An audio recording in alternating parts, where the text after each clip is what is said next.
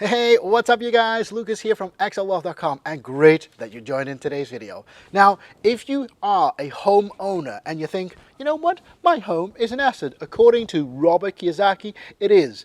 But then again, a home that you live in is not always an asset. It is a liability because it takes money out of your pocket. And in this video, I'm going to show you how your own home can become an asset if you play your cards well.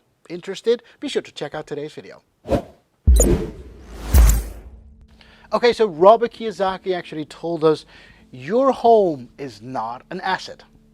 It's a liability because it takes money out of your pocket. Now, we're going to do a little calculation video today because you got to understand like this. Let's pretend that you bought a home. About 7 or 8 years ago. You bought a home for about $250,000.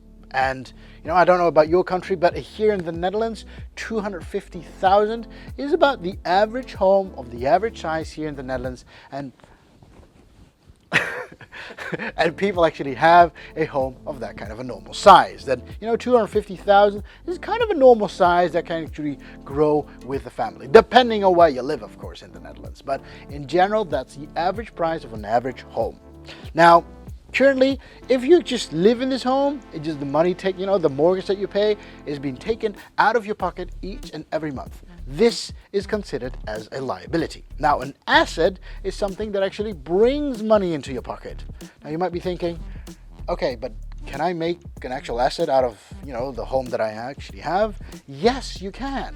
Now, Robert Kiyosaki teaches in his book, at least he talks in his book, Rich Dad, Poor Dad, he talks about how to make an asset out of your home. Yes, today we're going to actually calculate this because your home of $250,000 is going to be used in this example. Now let's pretend after 8 years, if you actually revaluate your home, so you actually do a refinance, you're going to let somebody value your home again, your home might be somewhere between $300,000, maybe even $350,000 in value. But for the calculation, for the numbers, let's just use $300,000. So after 8 years, your home has grown $50,000 in value.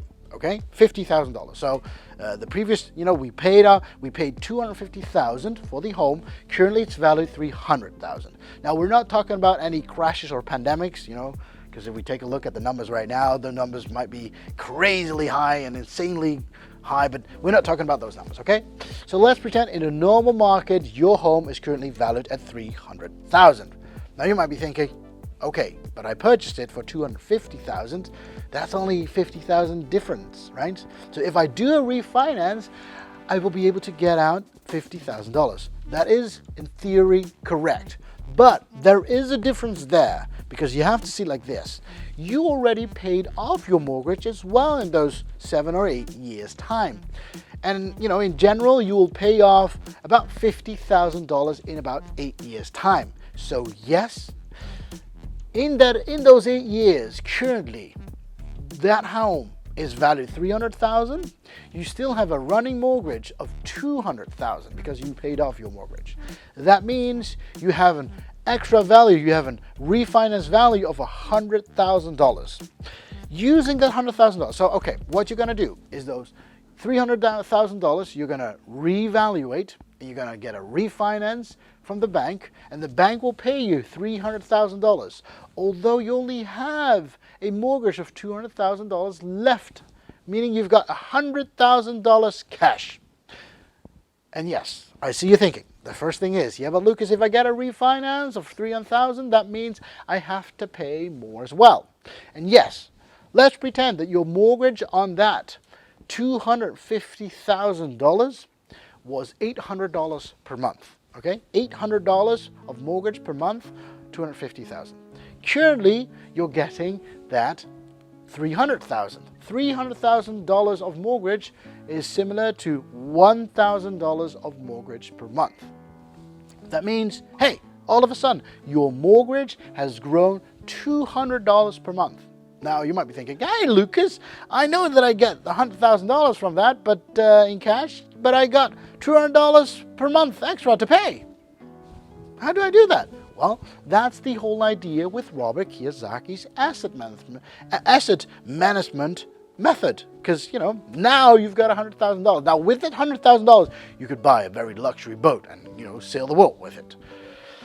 But the thing is, a luxury boat is not an asset if you're going to use it for yourself. That's a liability as well. But using that $100,000, what you're going to do, you can use that to leverage that money to be able to buy 2 rental properties. And if you do, you're going to use 30% of your own money, borrow 70% from the bank, and in this case, in the calculation we're going to continue, you've got $100,000, you can buy 2 properties, each of $150,000. $50,000 is your own, about 30% own money, and $100,000 you're going to borrow from the bank, which is about 70%. Slightly less, but you get the idea. Then, using that $150,000, you can buy 1 home. Now, since you have 2 times 50,000, you can buy 2 homes of 150,000. Yes, all of a sudden, from that property, that rental property that you have, you can get, let's pretend we can say you can get about $600 out of the pocket into your pocket from those rental properties. All of a sudden, you've got 2 homes that bring in $600 per month. 2 times 600 is $1,200. Your mortgage is $1,000. Take a look at that. Those 2 homes take care of your mortgage, take care of their own mortgage, and you've got $200 left at the end of the month. This is how you turn your liability, your property, into an asset. Because now it brings in money. Now those 2 properties are paying for your mortgage. All of a sudden, you live for free. And the only thing that you have to do is to refinance that home that you purchased about 7 or 8 years ago. All of a sudden, you have other properties paying off your mortgage, paying off their own mortgage, and all the work you do in your job, you can keep for yourself. You can even make the choice, I'm going to quit job. I'm going to quit working. Now, I don't know if that's a great idea because there are risks around and you still have to pay the interest rate of the mortgage that you actually got from, for the rental properties. So the idea is if you start rolling this snowball from a huge hill, if you get your 3rd property and your 4th property and your 5th property, and you get the idea, if you keep on going like that, there you have it. This is how your asset machine can make you money over time. This is how I got started about 10 years ago. I bought my first property, first thinking like, can I really pay this off? But if you make a well-researched choice, thinking like, this is the decision that I want to make. And I want to make this decision, not for the short term, for the long term. And you discuss this with your life partner, there you have it. It can roll and roll and roll over time. And before you know it, you've got millions in values in capital because you've got so many properties. Now it doesn't really matter anymore what kind of work you do because you've got money running in each and every month. And even if a property is empty, you don't worry about it because you already know I've got other properties taking care of that property. This is how you make an asset out of your home. And if you're interested, you can check out my other videos. If you're interested in like Lukas, can you also teach me this? Sure, send me a message. Totally free. And if you like this video, of course, be sure to hit that like button because it will really help out YouTube's algorithm. And of course, if you like more content like this, be sure to come back to my channel and watch videos like these. I thank you very much for watching. Happy investing. See you on the next.